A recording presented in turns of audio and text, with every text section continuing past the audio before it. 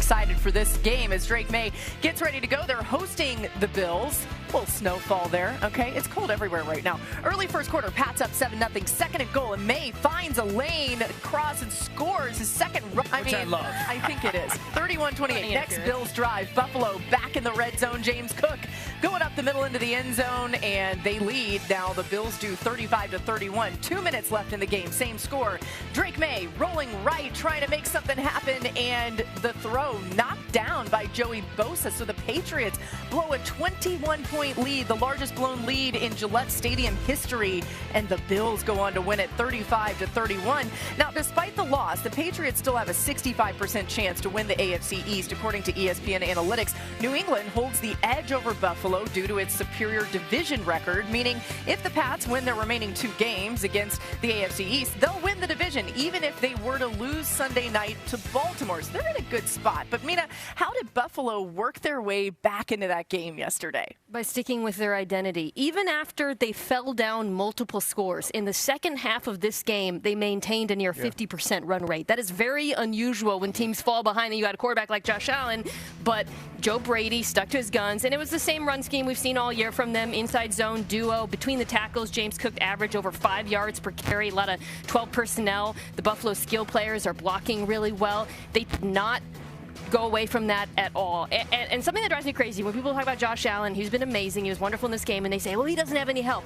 James Cook is one of the 3 best running backs in football. I firmly believe that. But he never gets added into that conversation. He should be. I mean, just going back and watching his vision, even breaking some tackles on the touchdown, his game is so complete right now. They recognize that.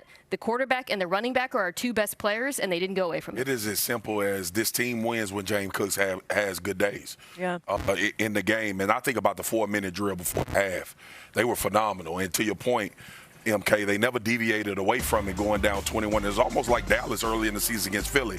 Here you see in the 4-minute drive, 1 carry, 12 yards. It's a draw. They come right back to him. Again, look at get it in his hands. That's not a successful play by all terms, but it's James Cook touching the football. And now you get him, again, down in the red area. You streak him out, you go for a touchdown. These were all plays at the 4-minute. Only Shakir and Dawson Knox were the only 2 other offensive players to touch the ball with 4:30 left before half, and while this team was down 21 points. So I just look.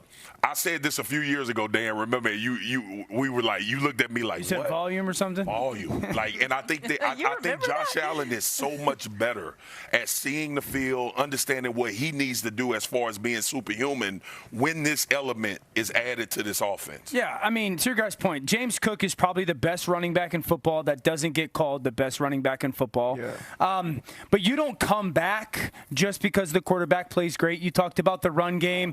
The man beaters were scheme-centric rather than people-centric, and then Josh made a couple big plays. There's that 12 personnel duo. It's absolutely spectacular. I don't know of another offense that just continues to run the same run. So teams can't stop it. I think James Cook has the best vision in football right now, and then beating man coverage with scheme down in the red zone. That backer has James Cook. A little motion. Now the defense is going to have to communicate. Watch the communication. They're trying to pass this off outside in, but what it does, there's that pick right there that we're looking for as an offense. James Cook automatically has his head back. He knows what to anticipate. I was shocked when this defensive end went inside. If you can't do in this situation, it's to let Josh Allen get out to his right. Once he gets out to his right, sitting at home, I go, that's a touchdown, because there's no way that you can cover everybody and defend him as a runner. And so if there were 3 things from an offensive perspective, I would sit there, I said, there's that dual run. They took scheme to beat man, and then Josh made just 3 or 4 just big-time plays when it mattered the most. Yeah, the reality is, though, in the first half, I mean, there weren't many answers defensively from the Bills for what Drake May was doing. How did they adjust in the second half, RC?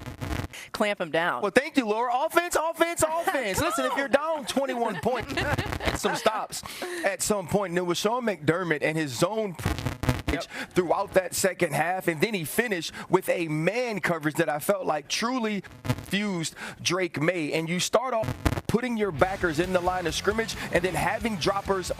Here you're going to see Milano and Williams. They're lined up in the A and the B gap. They're going to go.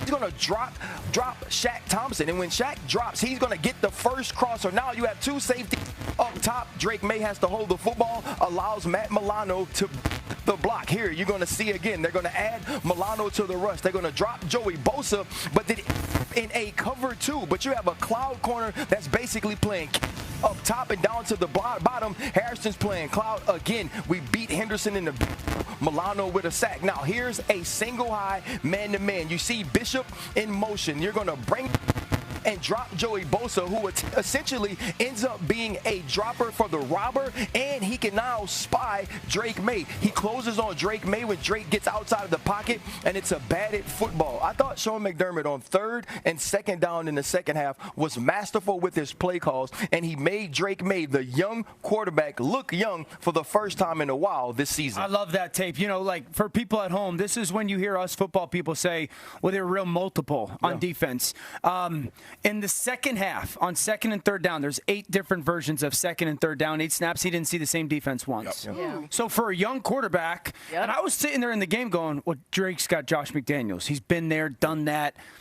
The different coverages and blitzes and fire zones and rotations, you can see, because there was a couple times that Drake had a throw that I was like, man, I wonder why he didn't let that one go. He didn't see it, though. Correct. He didn't see it. It's the constant change of it. Yeah. Well, I started off by talking about how Joe Brady stuck with the run even they were down. Were you guys – I know this man is going to – the Patriots are running on them, as everyone does on Buffalo. Do you feel like they went away from that a little bit? And you also – but there was explosive runs in the second half that, you know, they ended up getting points from. But I think it was difficult because once you start to see them come back, you try to put the football in the hands of your best player, and that's what Josh McDaniels did. The only thing I'm going to say is I would be shocked if New England had the ball for more than 7-8 minutes in the second half. I mean, it was the reality where Buffalo just dominated the time of possession. New England didn't have a lot of turns. You know what's great? Had it longer if they ran it. Hey, we have another hour to talk about this again, and we're going to, okay? And we're going to dive in specifically to that side of it. By the way, the Bills have an NFL-leading 3 double-digit comeback wins.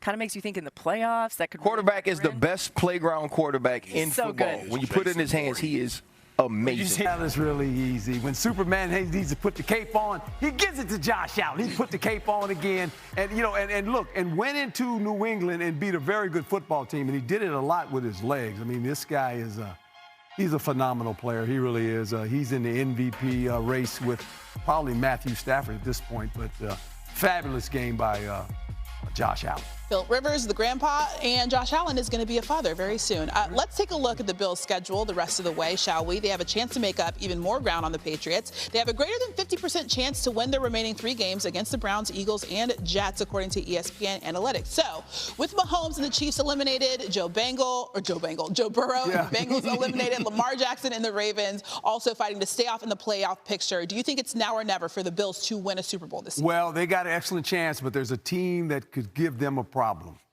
The Denver Broncos. They got a young quarterback, but they have an outstanding defense. Yeah. And there lies the problem. You know, when you have to play these guys, look at the numbers there. You see that one number where it says 58 sacks? Yeah. That's a big number. Yeah. You see where it says points? They only give up 18 points. That's a really good number. So they don't let you – second in the league in rushing.